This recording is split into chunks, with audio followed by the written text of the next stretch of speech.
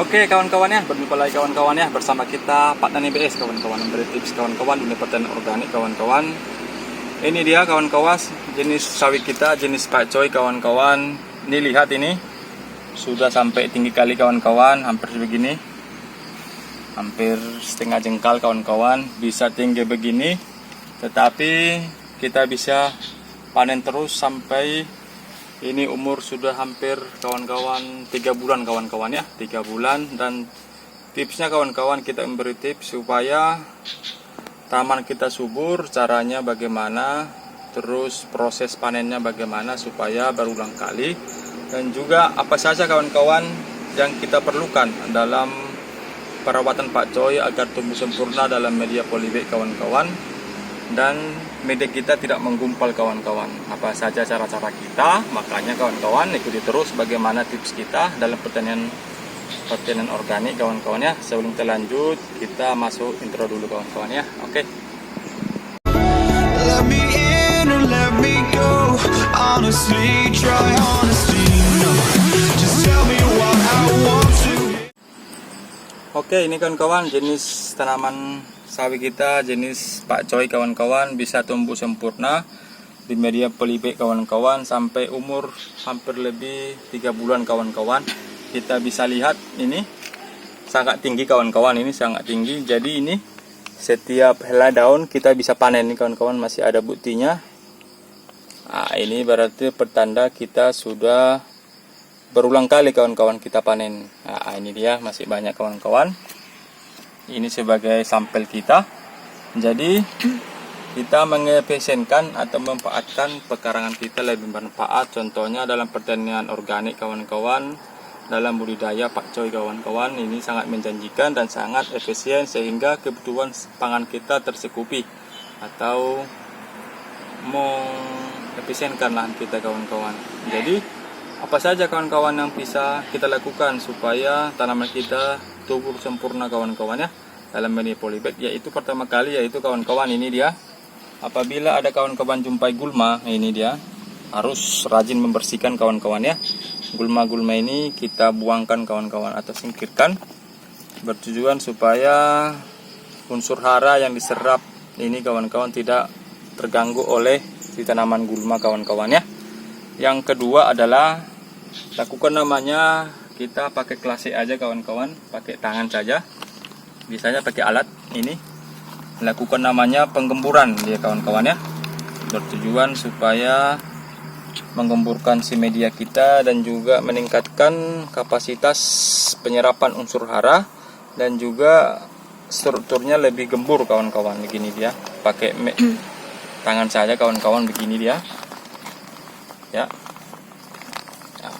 Ya, oke ya, mudah saja kawan-kawan tips kita sebagai sampel. Nah, ini dia ya. Nah, ini juga bisa kawan-kawan di media pot-pot apa namanya, pot-pot bekas juga bisa kawan-kawan. Ini contohnya begini dia. Nah, ini dia. Ini dia. Jadi gulma-gulma kawan-kawan kita singkirkan ya, dan juga kita lakukan penggemburan. Ini dia, ada juga nih bibit seledri kawan-kawan, ini bibit seledri ada tumbuh. Nah ya. Dan yang ketiga adalah kawan-kawan, lakukanlah penyiraman kawan-kawan ya. Penyiraman sangat perlu kawan-kawan untuk menyediakan atau menjaga kelembapan tanaman kita kawan-kawan ya, dan juga jangan sampai kekeringan kawan-kawan. Itu tips ketiga, jangan lupa menyiraman. Dan tips keempat kawan-kawan, kita biasanya dalam pertanian organik kawan-kawan, kita hanya melakukan ini aplikasi POC aja kawan-kawan ya. Apa itu POC kawan-kawan? Itu adalah pupuk organik cair kawan-kawan ya. Jadi pupuk organik cair ini kita buat sendiri saja kawan-kawan. Dan prinsip kita dalam pertanian organik, dalam kebun pekarangan rumah atau lahan sempit kawan-kawan ya, konsep kita adalah memanfaatkan limbah-limbah atau sampah organik dalam sisa-sisa dapur kawan-kawan, kita manfaatkan menjadi lebih berguna, lebih manfaat. Sebagai contoh, sebagai POC kawan-kawan ya. POC yang kita gunakan biasanya dalam dalam budaya sayur organik kawan-kawan, kita membuat POC yang kaya dengan unsur N kawan-kawan ya.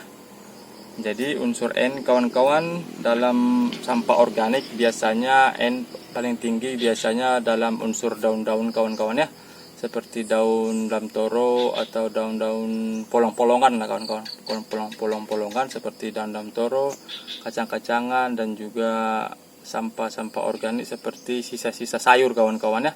Kita buat POC saja menjadi lebih bermanfaat. Jadi bagaimana caranya kawan-kawan, nanti saya buat di deskripsi bagaimana caranya kawan-kawan ya. Ini juga POC kita kawan-kawan buat sendiri ini. Dan juga kita tips pengalaman kawan-kawan, apabila POC kita masih bagus kawan-kawan, biasanya POC yang bagus biasanya masih berbau fermentasi atau berbau tape kawan-kawan ya. Apabila kawan-kawan jumpai POC yang sudah bau dan juga berbelatung dan juga berlendir kawan-kawan, jangan lakukan namanya penyiraman POC kawan-kawan ya. Bisa mengakibatkan POC kita atau aplikasi kita ke media tanam kawan-kawan bisa berakibat fatal, membuat tanaman kita lebih atau menjadi lama-lama akan bisa mati kawan-kawan ya, cenderung dia.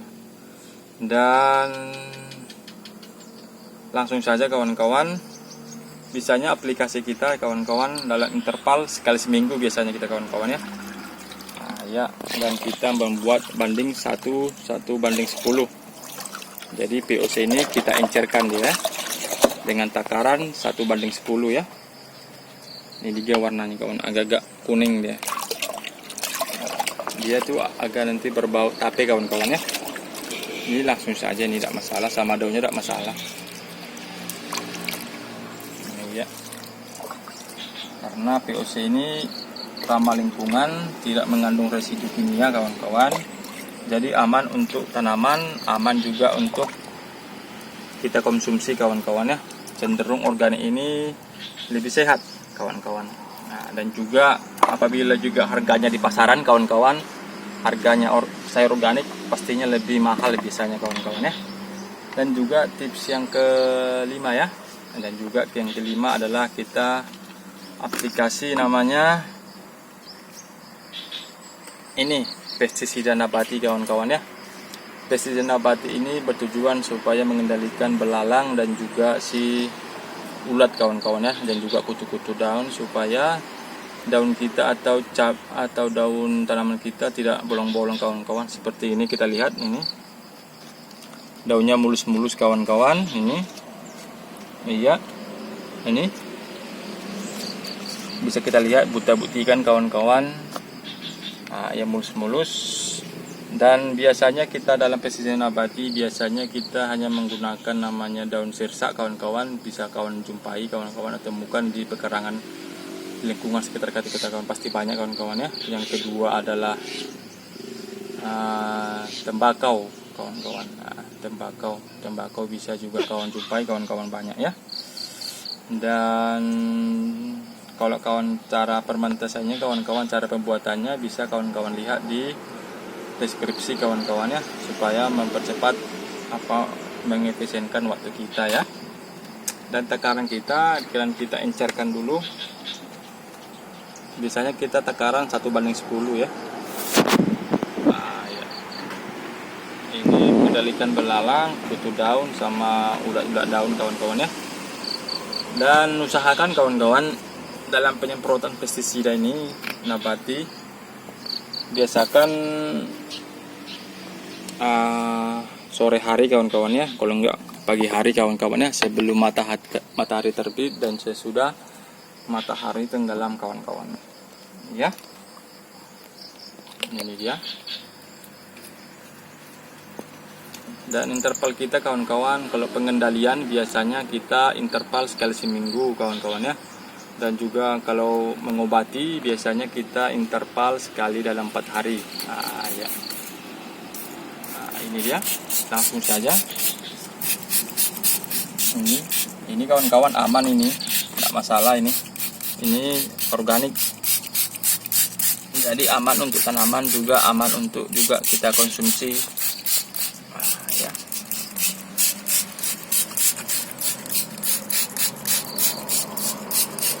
Oke, begitu saja bagaimana perawatan kita tanaman pakcoy, walaupun sudah berumur masih bisa produktif dan juga masih bisa tumbuh subur kawan-kawan. Begitulah tips kita dalam konsep pertanian organik,